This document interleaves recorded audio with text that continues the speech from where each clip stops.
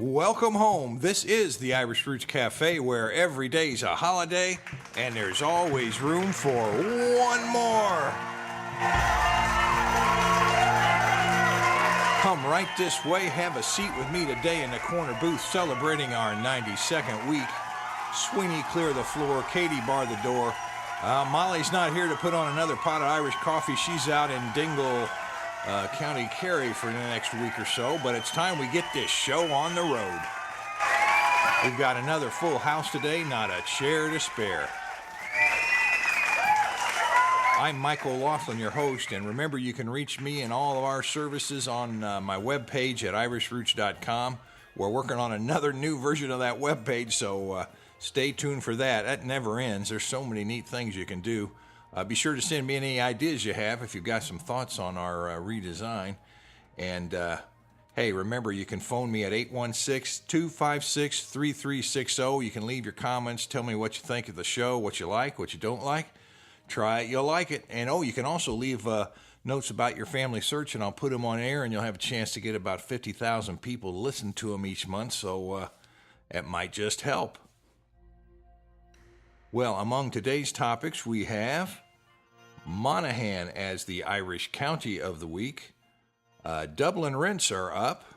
Leap Day lets the ladies ask for it. Cantwell is the name of the day. Some real snail mail in County Meath.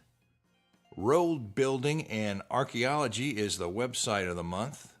And Sean Nose dancing and a challenge on video. Hey, remember you can get all three of my podcasts from our webpage, or you can click onto iTunes and get them there. We've got the Irish Families Worldwide History and Genealogy podcast, this one here, and the Irish in America, and the Irish Song and Recitation Festival. And we've been recording a new series of that right along here. So in the next couple of weeks, you're going to see a whole new one come out on that. Well, let's take a listen now to the notes for the week.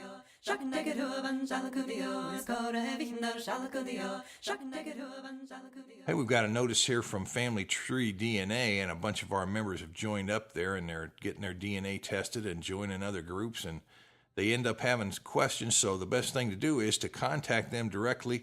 They've got people set up just to answer your questions, and I've got that link set up on my blog. And it's familytreedna.com/contact.html. But you can go to my webpage, go to the blog, and you just click on that link, and you can get to them right away. And they also have a link if you've already been tested by somebody else and you want to join up our little group there, or one of their groups. They've got a link to click on that to tell you what to do. So that should answer some of your DNA questions, and I've been getting quite a few questions lately. Number 2. Got a note from Bonnie Connolly Clifton, and she said, "Thanks a lot for all the information provided on Connolly. I never expected so much." Hey, you're quite welcome, Bonnie. Hope we can keep doing more for you and everybody else. Number 3, they say there were 199 million searches on Google last year for the word Ireland. Boy, I tell you, that's an amazing feat. And when I first started this thing, I typed in Ireland, and I think there were just a couple of hundred websites, and now I think there's millions of them. But that's just an interesting little fact I ran onto just about an hour ago. And gosh, just one more note. We've got the first weekly enhanced podcast on genealogy in the world. That's pretty neat. And of course, we started our regular podcast back in 2006, and that was the first Irish Families Weekly podcast on genealogy. So it's sure been a lot of fun. And we've also got our Irish book, our videos on YouTube. I almost forgot about one of our new things. And today I'll have a link in our enhanced podcast to go to our video that explains the Irish Families master volume to the set of books. You can just click on that link and go right there. Just one more thing for you to check out if you're curious. And one more reason to get that enhanced podcast of this podcast, if you've got QuickTime or iTunes. And that's about as far as my intellectual development has gone on understanding the web and who can listen and who can't on those enhanced podcasts. But everybody can listen to this podcast. It's just a regular audio podcast. but I wanted to pass that news on. Well, now it's time we move on to the book of the month. Well, the book of the month today is going to be County Monaghan Genealogy and Family History Notes. The link will be clickable right there on my podcast Enhanced and on our blog. And if you take a look, it talks about it, and of course it tells you that this is part of our 34-volume set on Irish families, and this is one of the smaller volumes. And it gives information on families that settled there, information from censuses, and it's a hands-on guide to finding your family in County Monaghan, not a giant book of family histories where you just go read a few paragraphs and stop. This is to help you actually look around in Monaghan and discover more about your family, although we might have a few historical notes in there on your name. Now, what else do we have? The most numerous families given in that book, the most numerous families in the 19th century in County Monaghan. What do we have? Names like Duffy, Connolly, McMahon, McKenna, Hughes, Murphy, McCabe, Martin, Smith, Kelly, Quinn, McGuire, Murray, and Woods. Those are the tops there, and although there can be some moving around, usually those 19th century locations are pretty stable, at least for the majority of people. Gives you somewhere to start if you're looking for a tip or two. And we also went up to the Monaghan County Council website and checked out what they were saying. And they've got a lot of resources on County Monaghan, of course. Things like written records like the Monaghan Story by Livingston or Shirley's History of Monaghan. And I wonder if that's Shirley like Shirley sitting next to me or Shirley like John Shirley, the famous author. But they just listed as Shirley's History of Monaghan. Either way, it's fine with us. And Cloher Records, History of Monaghan for 200 Years by Rush, Patrick Cavanaugh, Poetry and Prose, Local Parish Histories, Archaeological Inventory of County Monaghan, that's another title. The Ford of the Birches, History of Ballybay, its people and vicinity. So if your families were from that area, you sure want to take a look at that book. And if you hear families were Protestants, here's something titled The Plight of Monaghan Protestants, 1912 to 1926. And, another source, County Monaghan Sources in the Public Record Office of Northern Ireland. Those are the kind of things, little secondary resources that you might want to look at if you've got the time and you're hunting around to see what's what, no matter what county you're looking at. And now we'll have one more thing on Monaghan. Let's go back a couple of hundred extra years and see what families were noted as being prominent in Monaghan on the map in the Annals of Ireland by the Four Masters. That's a big old folding map. It's a giant folding map in the back of Volume 2 of that set that we published just a few years back. And the names on the map, they give Devereux, Hughes, McCardle, McCabe, McGilmichael, McMahon as a lord and McMahon as an Irish prince, MacNeany, which I'm sure could have been changed to McEneany by some people, Quaid, Duffy, Hoy, Maran, which could be Moran in some books. You never know what you're going to find and how they ended up spelling the name later, and O'Ninny or O'Neeny. Now, when we were young, people used to say, "Hey, you ninny." I don't know if that had anything to do with the O'Neeny families. I doubt it, but you've got to consider all possibilities. That's the end of the extract from the Annals of Ireland by the Four Masters. Coming up later in this episode, we've got a story about some real snail mail in Ireland. But now it's time to raise our eyes skyward, give thanks, and ask for help. Here are today's Magnificent Seven.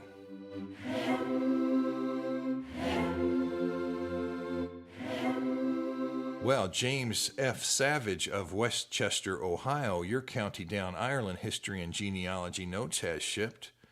Member Irene Wilkinson of Chesterfield, Derbyshire in the UK, your Book of Irish Families, Great and Small, has shipped. That's the master volume to our set. And Bridge Street Books in Washington, D.C., your County Meath and Westmeath book has shipped. Number 4, Carol Burns of Foxborough, Mass., your County Roscommon Genealogy and Family History Notes has shipped. That was the first one of those spiral-bound books I ever put together a long time ago, and it led to the whole series. Number 5, Teresa McAlpin of Cumming, Georgia. Your County Meath and Westmeath Genealogy and Family History Notes have shipped. Number 6, Paul de Labat of Jan, France. Your genealogical history of the Milesian families of Ireland have shipped. And you know those Milesian families were a group of Celts, so when you say Milesian, you're also talking about Celtic families, in case anybody has trouble understanding where that word came from. Milesius was a great king of the Celts that came over in a specific wave of settlement, according to legend. Number 7, member Molly Nickel of Kansas City, Missouri, searching for Savage. Your county down genealogy and family history notes has shipped, so it looks like our number 1 and number 7 have a match there. Both have the Savage name in their listing, and both are looking in county down. I wonder, could that mean something? Well, remember, I can put you all in touch if you just let me know. I'll let you know you all are interested. And, hey, that reminds me, thanks to each and every one of you who are a member, because when you sign up, it keeps me going, keeps the podcast going, keeps the books coming out, and I guarantee you, without you, these podcasts wouldn't be possible, and it's more important now than ever, really just a one-person effort going into the podcast and the books. Even though we've got the cafe all week long, this is a separate operation, and I'm really the only one here doing it. So I appreciate each and every little thing you do. Now it's time to go to the Irish family name of the day.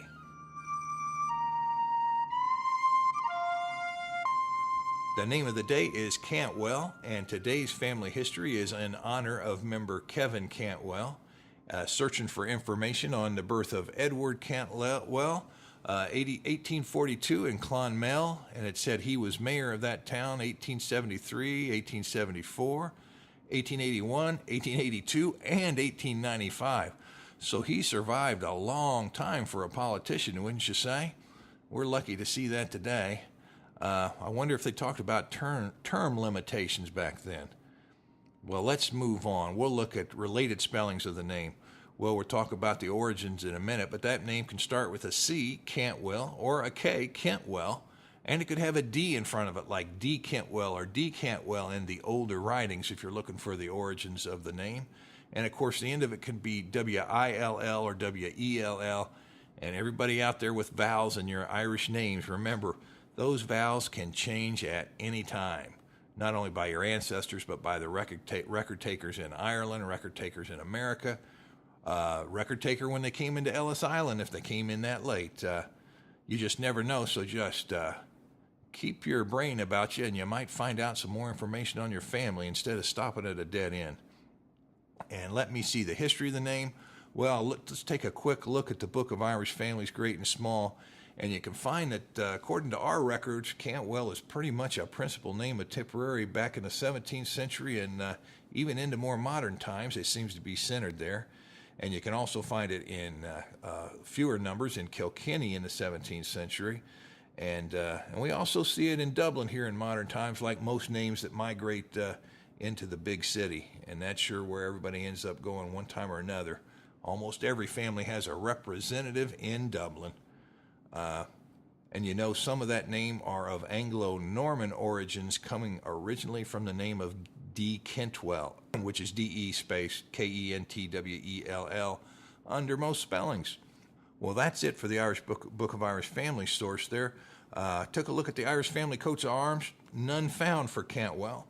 That doesn't mean they might not have some arms on the continent or elsewhere, but the Irish Book of Arms does not show the family, at least in those older resources. Well, now we're going to move on to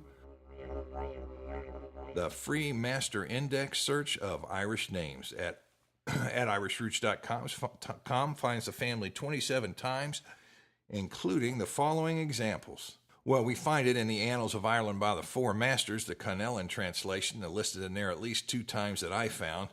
So you know the family goes back, because that wasn't even written until the 17th century, or printed. And County Kilkenny Genealogy and Family History Notes has 6 of the name, which is of no surprise. County Tipperary has 5 of the name, Genealogy and Family History Notes book. And you can also find D. Cantwell, D-E space C, and then the name spelled out. And they're found in Irish Names and Surnames by Patrick Wolfe, which is a classic work on Irish names. Then we have T. Cantwell, found in Irish Knighthoods. And Number 6, we've found it in Irish Genealogies, which is actually volume 3 of Keating's History, and it's available as a separate volume too. You wouldn't have to buy the whole set if you're just after the genealogies. And number 7, M. Cantwell, is found in Kings and Queens Counties Genealogy and Family History Notes. Now, that's going to do it for that. Just to let you know, see, there's plenty of sources out there. We came up with 7 right off our webpage in that little book search. Well, now we're going to move on to the websites of the week.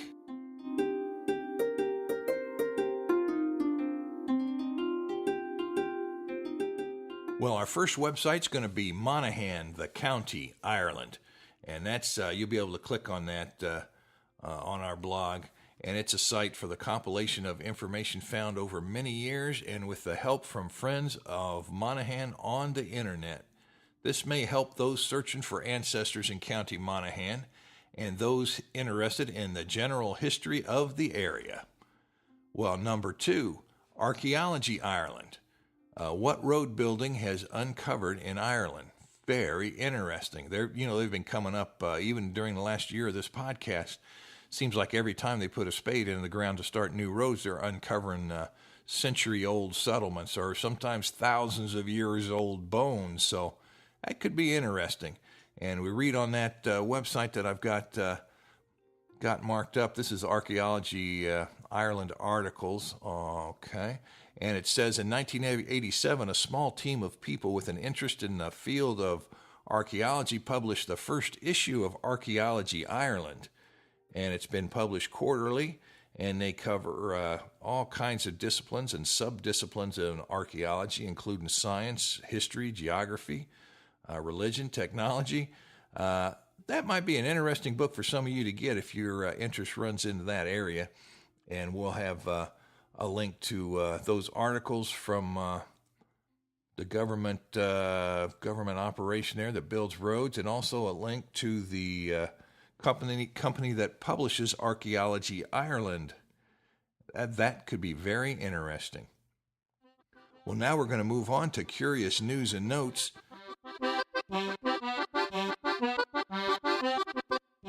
Number 1, it's Ladies' Choice one day every 4 years. And that's a day the men can't refuse an invitation for marriage from their lady. That's just the way it is. But if you can escape that one day, if you're going to run off into Dublin or run over to the continent and be away that day, then I guess some might say you're safe.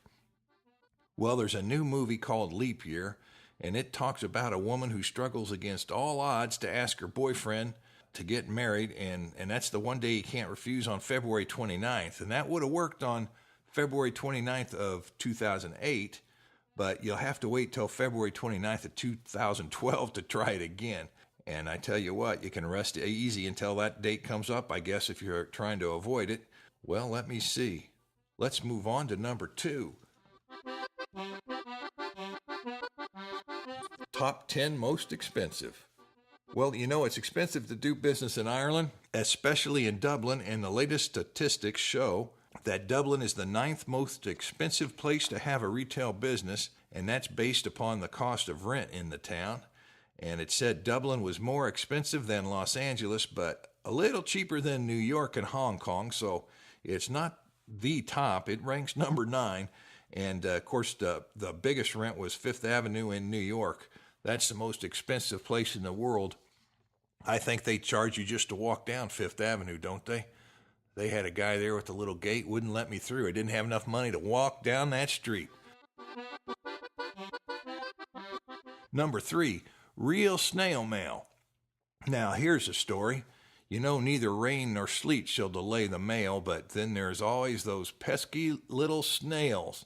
Now, Rathfay County Meath residents are getting their mail returned, marked as undeliverable, can't read the address. 3 years ago, they closed the local post office, so they can't hand it to a real person anymore. And now they have to drop the letters in a post box by the roadside, I imagine.